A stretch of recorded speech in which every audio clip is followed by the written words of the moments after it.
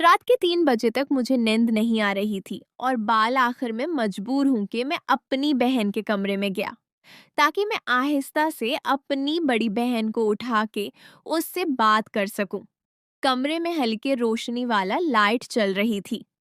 मेरे सारी बहनें सो रही थी और ऊपर मैंने अपनी बड़ी बहन को देखा तो वो कमरे में नहीं सो रही थी। मैं बड़ा हैरान हुआ कि मेरी बहन रात के उस वक्त कहाँ जा सकती है।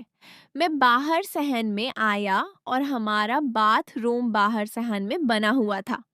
मैं बाथरूम के करीब आया तो मुझे हल्की सी सरगोशियों की आवाजें आ रही थी। मैंने आके करीब से आकर सुना तो वो मेरी बहन की आवाज थी जो किसी को कह रही थी कि जल्दी करो वरना कोई आ ना जाए। और कोई बंदा था बोल रहा था कि रात के 3 बज रहे हैं, इस वक्त कौन आएगा। तुम परेशान न हो, मुझे सुकून के साथ करने दो। फिर मैं बाथरूम का कोई सुराख ढूंढने लगा ताकि मैं अंदर उन दोनों को देख सकूं कि आखिर अंदर चल गया रहा था। रोशनदान से जब मैंने देखा बातू, वो दोनों एक दूसरे को सुकून दे रहे थे। वो लड़का हमारे ही मोहल्ले का था जो मेरी बहन को सुकून दे रहा था। मुझे काफी गुस्सा आया हुआ और फिर मेरे दिमाग में एक तरकीब आई। मैं वापस बाथरूम के मेन दरवाजे पर आया और मैंने हल्के से कहा, कंजा मुझे पता है तुम अंदर हो और तुम्हारे साथ कोई और भी है, और मुझे ये भी पता है कि तुम लोग अंदर क्या कर रहे हो। तुम दोनों की भलाई उसी में है कि आहिस्ता से दरवाजा खोलो। गहर में कोई शोर सुन के जाग न जाए। और शोर मत करना, मेरी बड़ी बहन के अंदर से आवाज, भाई आपकी गलत फहमी है। मैं वॉशरूम में हूँ, आप क्यों आए हैं? जाएं आप, मैंने कहा नहीं। मुझे झूठ बोलने की जरूरत नहीं। मैंने देख लिया है, ये तैमूर है। वो लड़का उसी के साथ कमरा रंगलिया बना रही थी। तुम्हारी भलाई उसी में है कि दरवाजा खोलो, वरना मैं अम्मी और अबू को उठा के आ जाऊंगा। भी फिर उसने कहा, अच्छा भाई आप किसी को उठा के नाना, मैं दरवाजा खोल रही हूँ। और फिर आहिस्ता आहिस्ता उसने दरवाजा खोलना। वो लड़का तीमूर वहां से भागने की कोशिश करने लगा। मैंने कहा, खबरदार तीमूर, जो तुम यहाँ से हिले भी वो वहीं रुक रहा हूँ। और मेरी बहन भी फिर मैंने पहन कर किया। मुझे खैर पहले से इश्क था। वो शायद वो उस तरह के काम में मलूज है, लेकिन आज मैंने रंगे हाथों पकड़ लिया था। उसके पास न करने का कोई चारा नहीं था। फिर मैंने कहाया काम है क्या रहा था दोनों के बीच। और फिर मैंने अपनी बहन से कहा कि तुम तो बड़ा कहती थी कि मैं अपने शौहर से मोहब्बत करती हूँ, उसी लिए मैं दूसरी शादी नहीं कर सकती। ये काम तो तुम बड़े शौक से कर रही हो। फिर मेरी बहन से कहने लगी, यूसुफ जो कुछ भी हुआ अनजाने में हुआ, मेरी उसमें कोई गलती नहीं। मुझे माफ कर दो और यहाँ से चले जाओ। मैंने कहा नहीं, इज्तिमाई हूँ, मैंने तुम्हें नहीं छोड़ूंगा। फिर उसने कहा, यूसुफ तुम क्या चाहते हो, खुदा का वास्ता है मुझे जाने दो। और उम्मी अबू को पता चल गया कि मैं तैमूर के साथ थी तो वो तो मुझे जान से ही मार डालेंगे। प्लीज मेरे साथ ऐसा जुल्म न करो, मेरा पढ़ लो। फिर मैंने कहा, अच्छा तो उसका मॉड हो, मैं तुमसे अकेले में बात करना चाहता हूँ। शायद तुम और पहले से बहुत बुरा हुआ था। वो ये सूरत हाल बाहर चला गया, मेरी बात भी नहीं सुनी। और फिर मैंने अपनी बहन को पकड़ लिया। मैंने कहा, जो तुम उसके साथ बात कर रही थी, चलो बाथरूम के अंदर मेरे साथ भी कर। वो कहने लगी, नहीं मैं आपके साथ नहीं करूंगी। मैंने कहा, तुम ही करना पड़ेगा, वरना मैं उम्मी और अबू को उठा के ले आऊंगा। फिर मेरी बड़ी बहन मुझसे कहने लगी, यूसुफ शर्म करो, मैं तुम्हारी बड़ी बहन हूँ, तुम मुझसे छोटे हो। मैंने कहा, कुछ नहीं होता, इस वक्त मेरा दिमाग बहुत खराब है। वैसे भी मुझे तुम्हारी जरूरत थी, मैं तुम्हें उठाने आया था। ये तो अच्छा हुआ मुझे तुम इस हालत में मिल गई हूँ। अब मैं नहीं जाऊंगा, खुद को बना सकूं निकलवाए। फिर मैंने उसे हाथ से पकड़ा और बाथरूम में ले आया। उसने कहा, अच्छा मेरी बात सुनो पहले। मैंने कहा, एक हाथ पकड़ लो, फिर मैं बात बताती हूँ। नहीं, पहले मेरी एक शर्ट है, मैं बात में पूरा पूरा सुकून दूंगी। मैंने कहा, अच्छा बताओ, जल्दी से उसने कहा भी नहीं, वो मैं आपको कल को बताऊंगी। मैंने कहा नहीं, ऐसा ज़ुल्म मत करो, रात नहीं गुजरेगी। उसने कहा आपका वादा है, कल तुम्हें ज़रूर पहले मेरी शहरत सुन। लो मैंने बहुत इस्रार किया, मैंने उसके हाथ में भी दिया, मुझसे बर्दाश्त नहीं हुआ, लेकिन वो न मानी और फिर मैं वापस आके अपने बिस्तर पर लेट गया। अब मुझे काफी देर तक नींद न आई, मैं ऐसे ही उठा रहा और अपनी बड़ी बहन के बारे में सोचता रहा कि वो कब अमूर के साथ लगी हुई थी, पता नहीं और किसके साथ मिल गई है। जिस चीज से मैं डर रहा था वही काम मेरे घर में हो रहा था। मैं ऐसी चीज से डरता था कि मेरी बहन है या मेरी उम्मी बाहर किसी के कहने में ना आ जाए, और ये काम न कराकर वही हुआ। खैर मेरी आंख लग गई। आज मेरी सुबह 8 बजे खिली थी।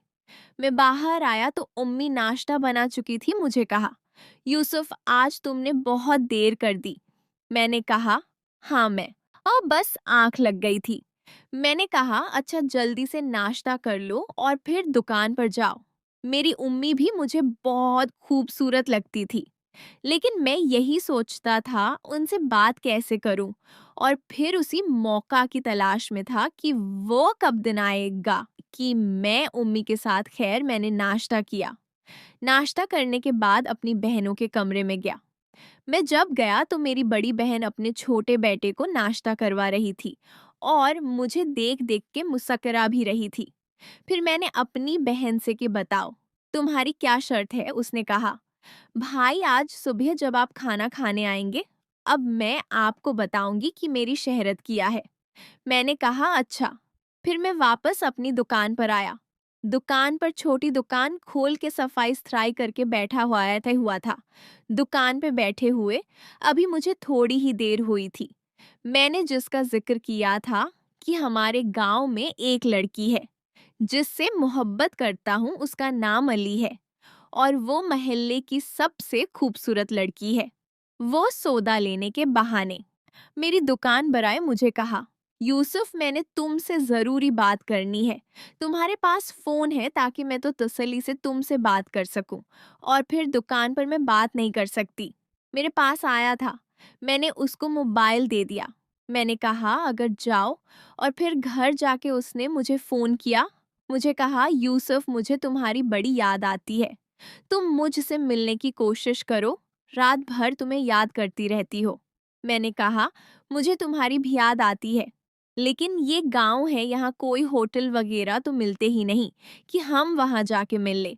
मेरा अली ने कहा, मेरे पास है, अगर तुम्हें अच्छी लगे तो। मैंने कहा, क्या बताऊं। उसने कहा, मेरे घर के पीछे कपास की फसल लगी हुई है, अगर कपास की फसल में कोई बैठ जाए तो कोई उसे देख नहीं सकता। अगर तुम कहो तो मैं आपको बताऊंगी, तुम भी वहां आ जाना, वहां एक दूसरे से सुकून से मिलेंगे। मेरे दिल तो बड़ा किया। कहा, आलिया के साथ मिलूं के बहुत खूबसूरत थी। गांव में कितने खूबसूरत हैं कि सारे लड़के उसी के पीछे बा होते थे, लेकिन मैं डाल रहा था कि अगर मैं आलिया के साथ रंगे हाथों पकड़ा गया तो ये गांव वाले मुझे छोड़ेंगे नहीं, और मेरा दोस्त भी हो गया था। मेरी बहन की सूरत। मैंने आलिया को कहा, आलिया वह जगह ठीक नहीं, हम वहां नहीं मिल सकते, कोई और जगह सोचो। उसने कहा, पुलिस यूसुफ आ जाओ, मुझे तुमसे बात करनी है, और अगर वाले मेरा रिश्ता दो रहे हैं, कहीं ऐसा न हो कि मेरी शादी कर दे। तुम अपनी उम्मी से बात करो, मेरे घर कब जाओ। मैं बेशक आलिया से वज़ो करता था, लेकिन मैं अभी शादी नहीं करना चाहता था। मैं जिंदगी में अभी बहुत कुछ करना चाहता था, इसलिए शादी करके मैं अपने पाँव में बेड़ियां नहीं लगाना चाहता था। फिर मैंने, आलिया अभी इतना अच्छा काम आता नहीं हूं, तुम्हारे सहने है, मेरी छोटी सी देन है, उससे बड़ी मुश्किल से घर का खर्चा चलता है। मैं अपने पैरों पर खड़ा हो जाऊं और फिर तुम्हारे घर में रिश्ता जरूर भेजूंगा। फिर आलिया कहने लगी, तब भी जो कि जब मैं किसी और के घर चली जाऊंगी, मुझे कोई जरूरत नहीं है इतनी दौलत की, जिस हाल में भी मुझे तुम रखोगे मैं उस हाल में तुम्हारे साथ राजी रहूंगी। ये सब खुदा के लिए वो तुम्हारे बगैर नहीं रह सकती।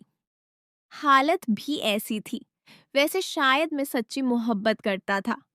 दिल तो मेरा भी चाहता था कि मैं शादी कर लूं, लेकिन मैंने कहा, मैं देखता हूं कि जो जल्दबाजी में शादी कर लेते हैं और फिर कमा लिए उनको बाहर जाना पड़ता है।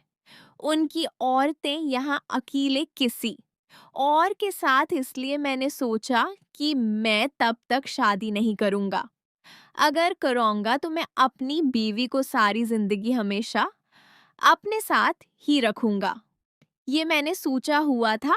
बड़ी मुश्किल से तालियां को मैंने समझाया है।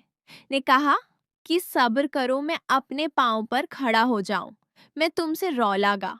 और आलिया कहने लगी, अच्छा ठीक है, तुम रात को उस फसल में आना, मैं तुम्हारा इंतजार करूंगी।